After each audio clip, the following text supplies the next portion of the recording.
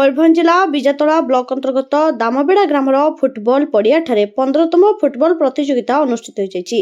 एही दिवसीय प्रतियोगिता कोयल पंचानन मांडी क्लब दामबेड़ार सदस्य मानक द्वारा शुक्रवार 16टी दल और शनिवार दिन 16टी दल मध्य खेला जायतिला। प्रथम दिन आधार सिस्टम रे भाल्कीचुआ ए दल चैंपियन होइथिबा बेले भाल्कीचुआ बी दल द्वितीय स्थान अधिकार करथिला। द्वितीय दिन रे बिना आधार सिस्टम रे खेला जायतिबा प्रतियोगिता रे बुढ़ीकुमार एफसी दल चैंपियन होइथिबा बेले बेलपहाड़ी एफसी द्वितीय स्थान अधिकार करथिला। शनिवार उद्यापन दिन मुख्य अतिथि रूपे सारसकणा विधायक भादर हांसदा जोगदी 4 दल को पुरस्कृत करथिले। पुरस्कार स्वरूप 4 दल को 4टी खासी छेली दे पुरस्कृत करा जायतिला। उक्त कार्यक्रम रे मयूरभंज जिला संपादक सरोज महंत, सुपाई टुडू, रंजित नंद, अरूप मंडल, नीलू मंडल, राहुल कुमार टुडू, पूर्वतन सरपंच रामचंद्र टुडू, समिति सभ्य डिबा टुडू, महेश समरम प्रभृति उपस्थित रहिथिले। मंडली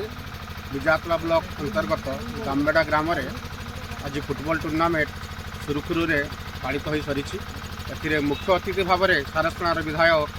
अमर भादव भाई योगदान करिसंती। एटारे बहुत भल खेल प्रदर्शन करिसंती एवं बहुत शताधिक जनसाधारण यह खेल को उपभोग करुथिले। एही भलिया प्रत्येक दिन हम एमएलए सार पाखक प्रत्येक गाँव निमंत्रण आसुची एवं प्रत्येक दिन आमर विधायक भादव भाई प्रत्येक गाँव को गाँव जाउछंती एवं तांकर खेल जो होउची खेल पाखरे जाई पहुंचुछंती एवं तांकर जो खर्च बर्च करिकि तांकर जो टूर्नामेंट करुछंती से आर्थिक सहायता मध्य प्रदान करुछंती एवं सेठारे विभिन्न वर्गर लोकों सहित देखा साक्षात होउची। भारतीय जनता पार्टी कार्यकर्ता सहित देखा साक्षात होउची। तांको सुख दुखर साथी होउछंती, तांको सुविधा असुविधा बुझुछंती एवं खेलर एवं सांस्कृतिक कार्यक्रम किपर डेभलपमेंट हेबो से विषय रे तांको सहित आलोचना करूछंती। पंचानन मारांडी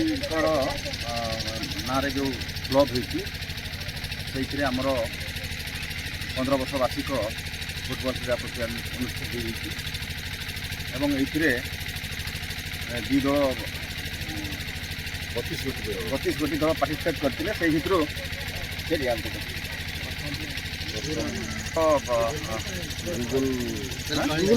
बेलपहाड़ी दल ये फाइनाल बा उद्यापन खेल पार्टिसिपेट करते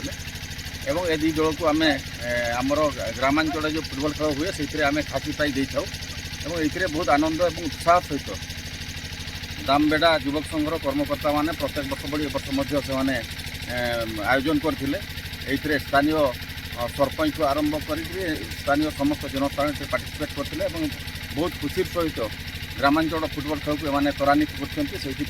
आपण माध्यम समस्त नूतन वर्षर शुभेच्छा एवं मकर संक्रांति जो आसूची मयूरभंजर पर्व से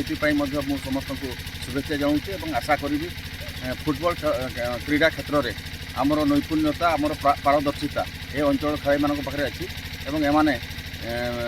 राज्य स्तर ठू जातीय स्तर पर्यंत आंतर्जातिक स्तर पर्यंत खेलिए तापाई आम सरकार यत्नवान सहित प्रत्येक ब्लॉक रे गोटे गोटे बड़ स्टाडियम कर योजना कर यशस्वी मुख्यमंत्री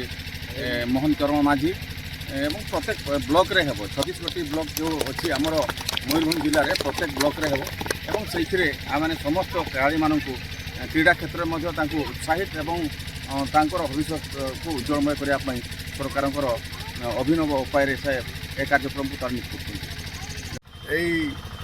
दामबेड़ा कोयल पंचानन मार्डी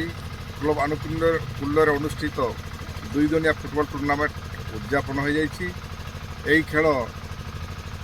नूतन वर्ष रे यथा 1 और 2 तारिख दिन होइछि 2 दिन धरी यही खेल में 32 गोटी दल अंशग्रहण करते। प्रथम दिन आधार कार्ड बेसिस 16टा टीम एवं द्वितीय दिन नन आधार 16टा टीम अंशग्रहण कर दल मान 4 गोटी खासी रखा जाइतिला। आज से जो मैंने जीति से 32 दल मध्य 4 जन को पुरस्कृत करा जाइछि। आधार कार्ड बेसिस रे भाल्कीचुआ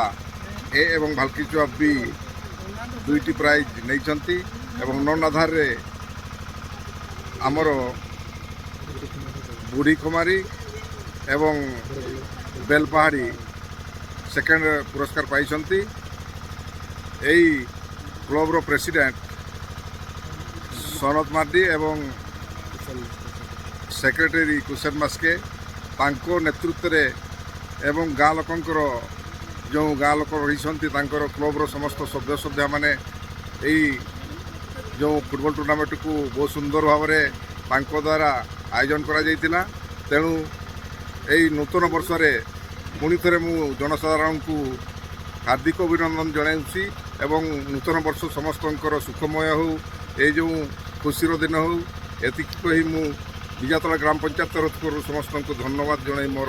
मयूरभंज रायरंगपुर नीरज कुमार साहू का रिपोर्ट प्राइम टीवी ओडिशा।